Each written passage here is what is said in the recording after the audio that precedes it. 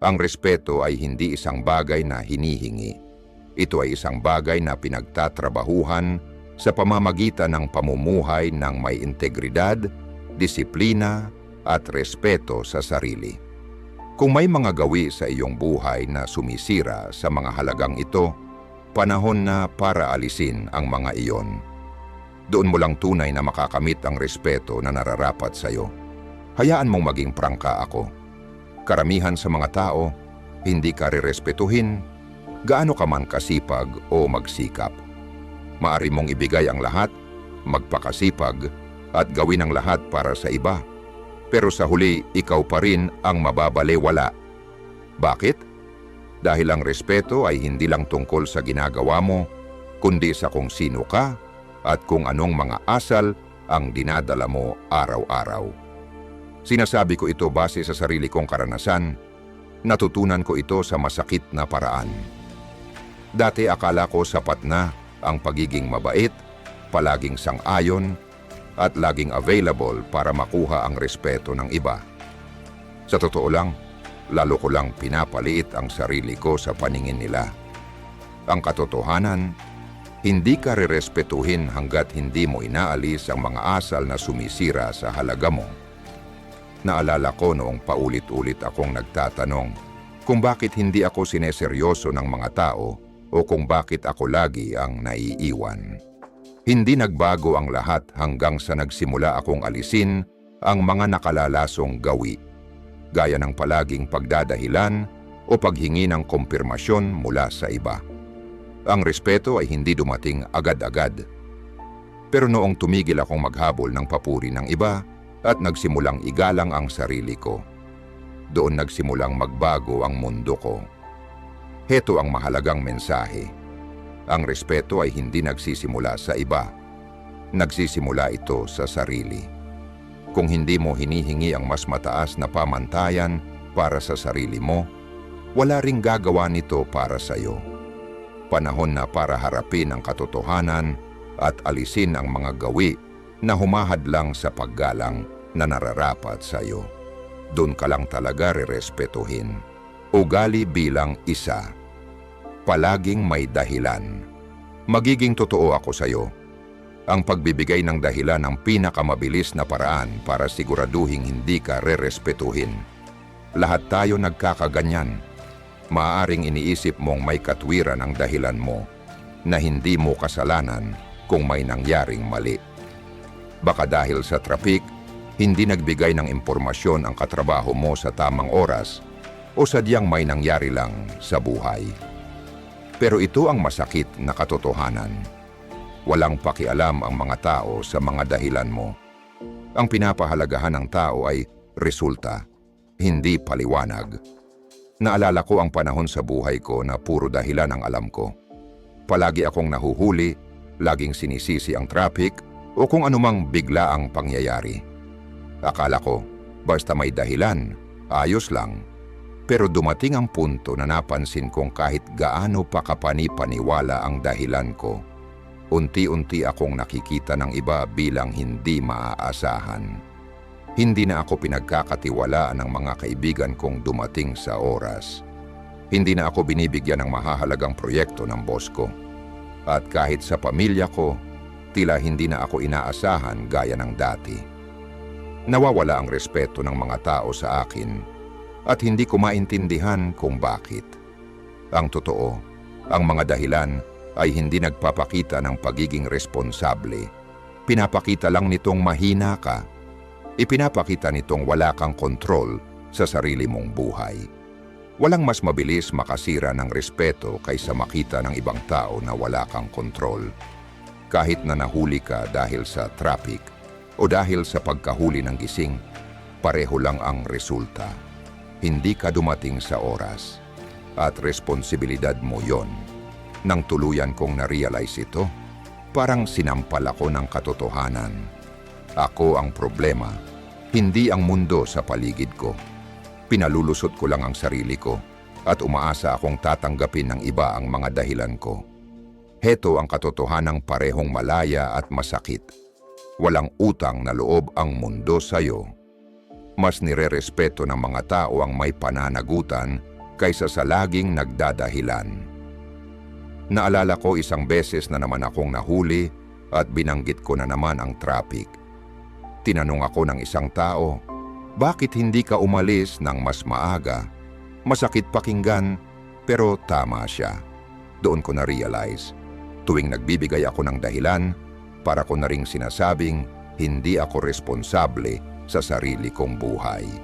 Paano ko aasahang rerespetuhin ako ng iba kung ganito ang ipinapakita ko? Ito ang malalim na mensahe. Ang mga dahilan ay hindi lang basta salita. Ito ay kaisipan. Ikinukulong ka nito sa mentalidad ng pagiging biktima, palaging isinisisi sa ibang bagay ang iyong mga pagkukulang. Pero sa sandaling ikaw ay tumanggap ng responsibilidad, doon nagsisimulang magbago ang lahat. Nang tumigil akong magdahilan at sinimulan kong akuin ang mga pagkakamali ko, unti-unting bumalik ang tiwala ng mga tao. Parang nakita nila ang pagbabago sa isip ko at nire-respeto nila ako dahil doon. Wala nang dahilan. Kapag nagkamali ako, inaako ko. Kapag nahuli ako, humihingi ako ng paumanhin. Wala nang kwento tungkol sa traffic. Mas madaling magpatawad ang mga tao kapag hindi mo tinatakasan ang pagkakamali. Mas nire-respeto nila ang taong nagsasabing, oo, kasalanan ko yon. Susubukan kong mas pagbutihin sa susunod, kaysa sa taong palaging may sinisisi. Hindi ito tungkol sa pagiging perpekto, kundi sa pagiging responsable. Ang aral dito ay ito, kailangan mong tumigil sa pagsisinungaling sa sarili mo bago ka umasa na rerespetuhin ka ng iba. Tuwing nagdadahilan ka, pinapatibay mo lang sa isip mo na wala kang kontrol sa sarili mong buhay. At kung ikaw mismo ay hindi naniniwalang may kontrol ka, paano pa maniniwala ang iba sa'yo? Ang respeto ay binubuo sa pagiging maaasahan, may pananagutan, at may respeto sa sarili.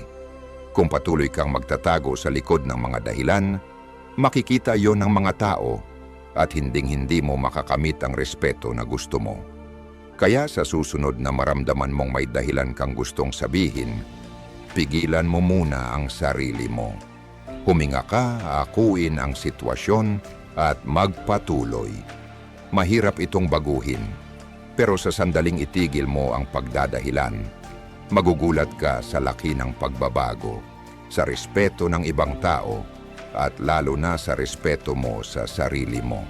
Ugali bilang 2, katamaran. Kung tamad ka, sasabihin ko na sa iyo ng diretsahan.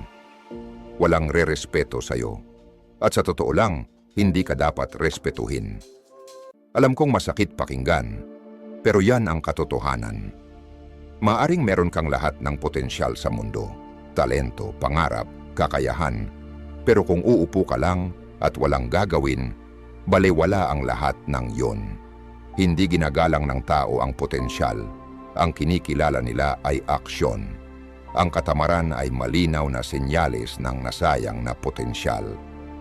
Dati akala ko sapat na ang pagiging matalino para makalusot. Isa ako sa mga taong kayang makuha ang sakto lang na resulta kahit hindi masyadong nagsusumikap. Pero alam mo, walang nagbigay ng tunay na respeto sa akin dahil doon. Oo, baka may mga nagsabi ng magaling siya, pero sa totoo lang, hindi nila ako sineseryoso. Bakit? Dahil ang katamaran ay hindi kakulangan sa kakayahan, kakulangan ito sa pagsisikap, at ang pagsisikap ang siyang nagdadala ng respeto. May isang particular na sandali na tumatak sa akin. Nasa isang group project ako noon. Lahat kami may dapat gampanan, pero halos sila lang ang gumawa ng lahat. Inisip kong sapat na yung konting ambag ko dito't doon at hayaan ko na silang gumawa ng mabibigat.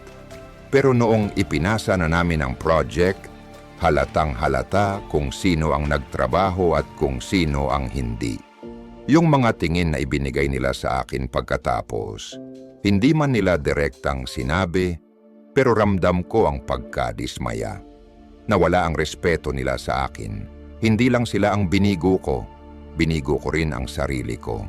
Hindi na ito tungkol sa project lang, kundi sa katotohanang hindi ako kumilos ng patas. At nakita nila yon. Simple lang, nawala ang respeto. Ang katamaran ay isang bagay na hindi mo kayang itago. Akala mo siguro hindi napapansin ng mga tao kapag tinatamad ka o nilalayasan mo ang trabaho. Pero napapansin nila. Nakikita nila kapag hindi ka tumutulong, kapag tinataga mo lang, o kapag iniiwasan mo ang mahihirap na gawain. At ang pinakamasama, nakakahawa ito. Nahahatak mo rin ang ibang tao pababa. Unti-unting bumababa ang inaasahan nila sa'yo. At diyan, tuluyang namamatay ang respeto. Kapag wala nang umaasa na mag-aambag ka, magpupursige, o magsusumikap, hindi ka na rin nila tinitingnang mahalaga. Ito ang malalim na mensahe. Ang katamaran ay isang uri ng pagsira sa sarili. Hindi lang ito simpleng pagkapagod o kawalan ng motibasyon. Ito ay kaisipan kung saan kinukumbinsi mo ang sarili mong okay lang ang walang effort. Pero sa tuwing pinipili mong tamarin, pinipili mong manatiling maliit, sinasabi mong mas mahalaga ang kaginhawaan kaysa sa paglago. At tandaan mo, ang iginagalang ng mga tao ay ang pag-unlad, hindi ang pagiging komportable. Natuto ako nito sa mahirap na paraan. Akala ko dati, kapag tinahak ko ang madaling daan, matalino ako, nakakatipid ng lakas, pero nakakaraos pa rin. Pero hindi ko agad naintindihan. Ang tagumpay ay hindi lang tungkol sa talino o talento. Ito ay tungkol sa tiyaga, sipag, at dedikasyon. Ang mga taong may respeto ay yung kahit mahirap, nagpapatuloy. Kahit ayaw nila, nagpapakita pa rin. Ang katamaran ay kabaligtaran ng lahat ng iyon. Ipinapakita nitong hindi mo kayang itulak ang sarili mo. At kung ikaw mismo ay hindi kayang pagsikapan ang buhay mo, bakit ka rerespetuhin ng iba? Hindi mo kayang itago ang katamaran. Nakikita ito sa kilos mo, sa pananalita mo tungkol sa trabaho, at sa paraan ng pagharap mo sa mga hamon.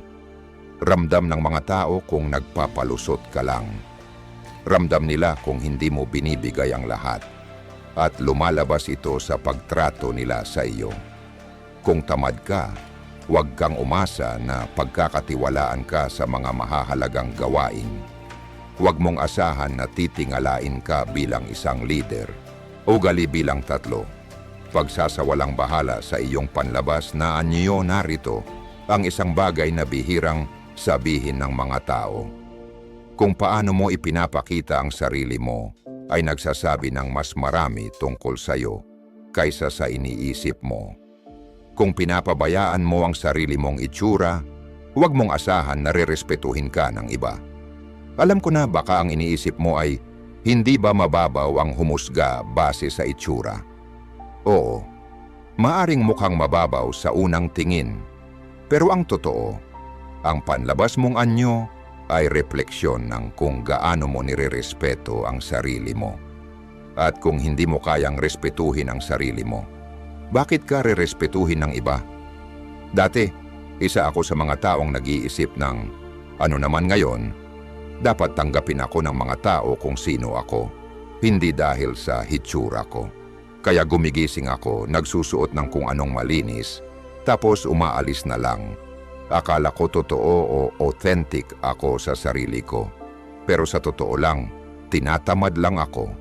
At alam mo kung ano ang epekto. Halata. Hindi ako sineryoso ng mga tao.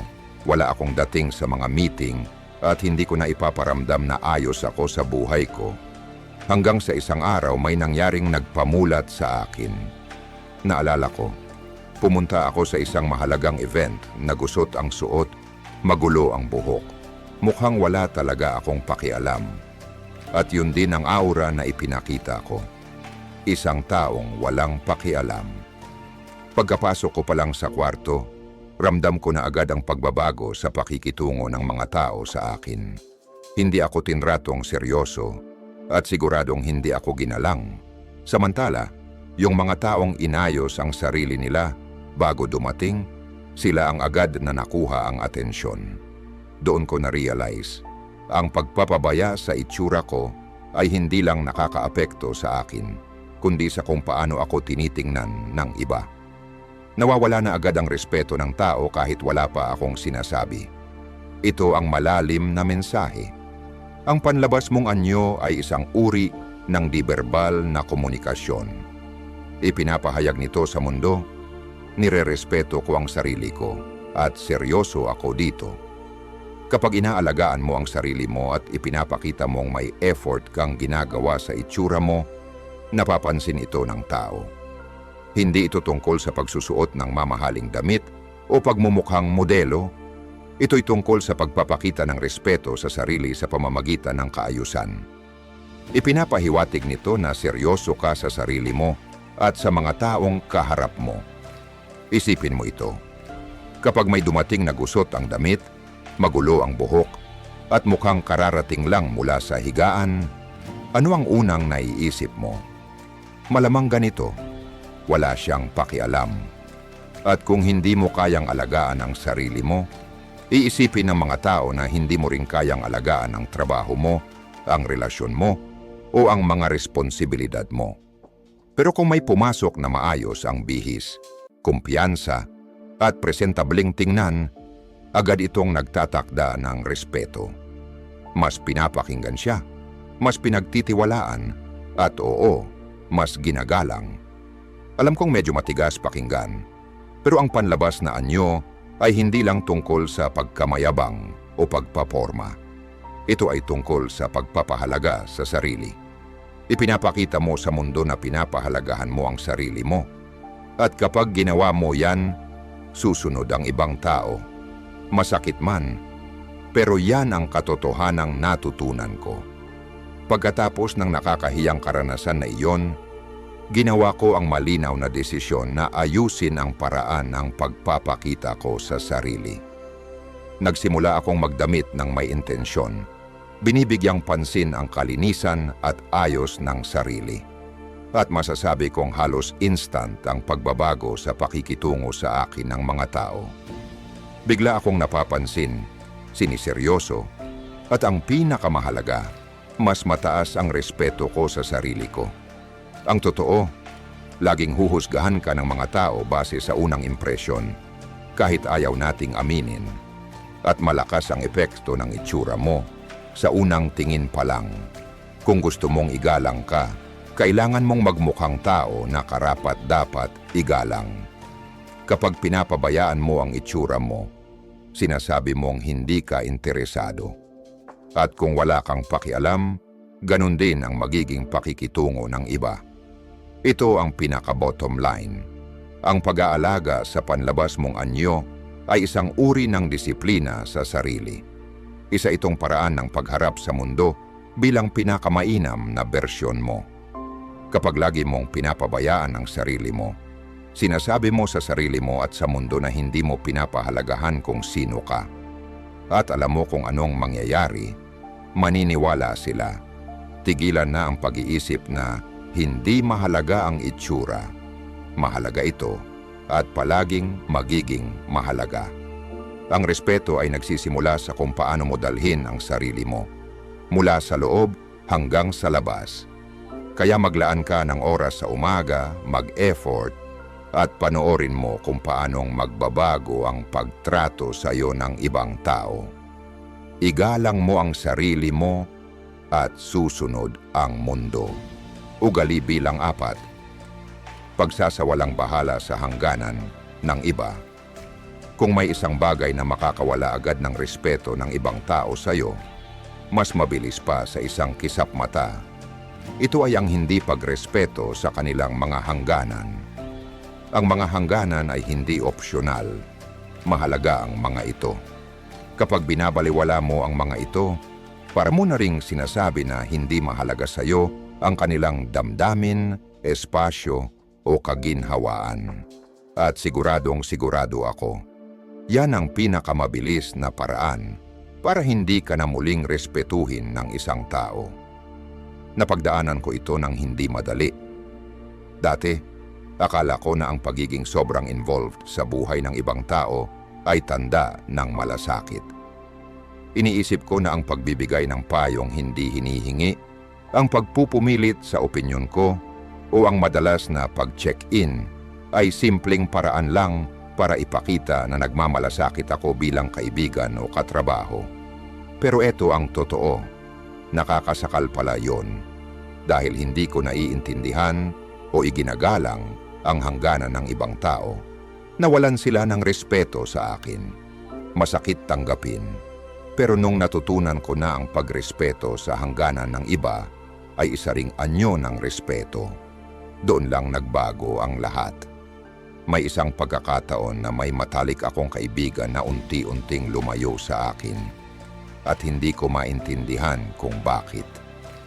Tinatawagan ko siya araw-araw, tinetext ko siya tungkol sa lahat ng bagay, at basta na lang akong pumapasok sa mga problema niya, iniisip kong tinutulungan ko siya.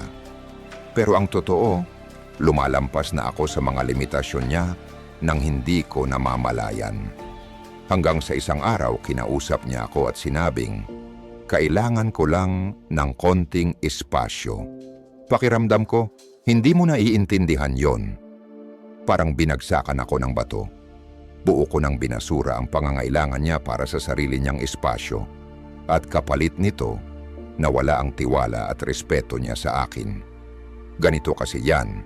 Ang mga hangganan ay hindi pader para itaboy ka. Ito ay mga malusog na limitasyon.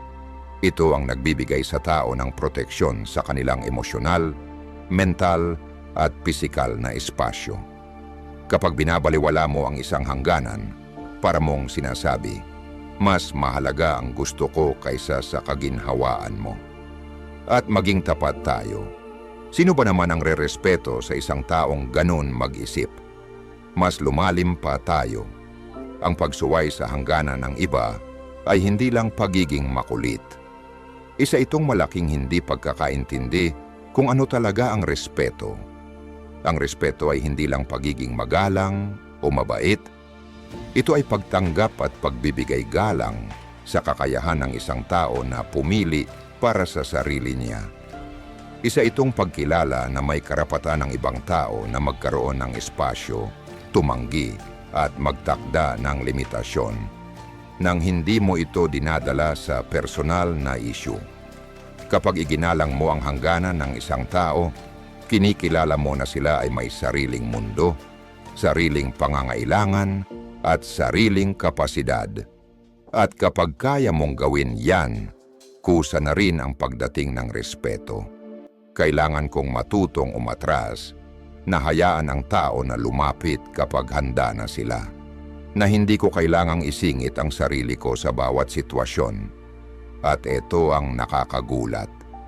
Nang simulan kong igalang ang hangganan ng iba, mas minahal at iginalang din nila ako.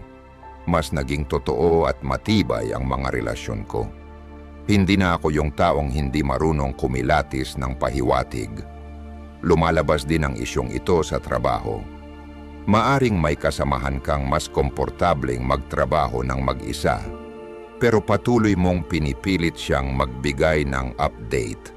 O kaya, may boss ka na gusto ay diretsyong usapan, pero palagi mong pinupuno ng impormasyon ang inbox niya kahit hindi naman kailangan, isang uri ng paglabag sa oras at espasyo niya. Sa mga ganitong pagkakataon, hindi ka lang nakakainis, nawawala rin ang respeto ng mga tao sa iyo dahil hindi mo iginagalang ang oras, espasyo o estilo nila. Ito ang mas malalim na katotohanan. Ang mga hangganan ay hindi para ilayo ang tao sa isa't isa. Ang layunin nito ay mapanatiling malusog ang relasyon. At ang malusog na relasyon ay nakaangkla sa mutual na respeto. Kung hindi mo kayang igalang ang hangganan ng iba, huwag mong asahang igagalang ka rin nila. Simple lang, dalawang panig yan. Kapag iginalang mo ang limitasyong tinakda ng ibang tao, ipinapakita mong pinahahalagahan mo sila bilang tao. At yon ang pundasyon ng respeto. Isipin mong ganito, bawat pagkakataon na binabaliwala mo ang isang hangganan, unti-unti mong binabasag ang tiwala ng tao sa iyo. At kung wala ng tiwala, wala na ring respeto. Aayawan ka ng mga tao, iiwasan ka, at tahimik kang ilalayo sa buhay nila dahil hindi na sila komportableng makasama ka. Ang hangganan ay paraan ng mga tao para protektahan ang sarili nila. At kapag tinapakan mo yon, ipinapakita mong wala kang pakialam sa kapakanan nila. Kaya kung gusto mong respetuhin ka, matutong kilalanin ang hangganan ng iba, kahit pahiwatig lang, kahit hindi sabihin ng direkta. Huwag mo itong gawing issue. Sa halip, ituring mo itong oportunidad para ipakitang kaya mong igalang sila bilang mga individual. Kapag ginawa mo ito, mapapansin mong mas pinahahalagahan ka rin nila.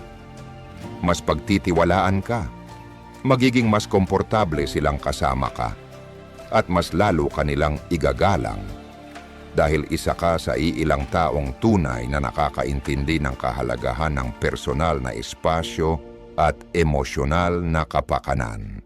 Ugali bilang 5. Inaangkin ang gawa ng iba.